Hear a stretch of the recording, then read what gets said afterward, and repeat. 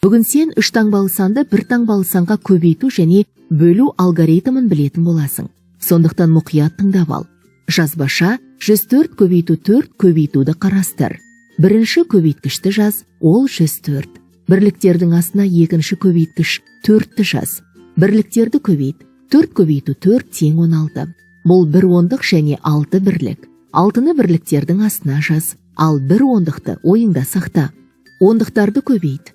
0 көбейту 4 тең 0, ойыңдағы 1 ондықты қос. 0 қосу 1 тең 1.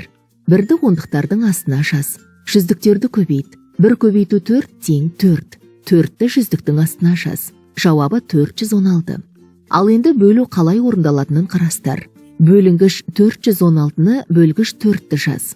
Бірінші толымсыз бөлінгіш 400-дік. Демек бөліндінің мәні 3 цифрдан тұрады. Жүздіктен, ондықтан және бірліктен. Жүздіктерді бөл. 4 бөлу 4 тең 1. Бөліндінің мәніне 1-ді жаз. Тексер. 4 көбейту 1 тең 4. 4 азайту 4 тең 0. 0-ді жазбайсың. Ондықтарды бөл.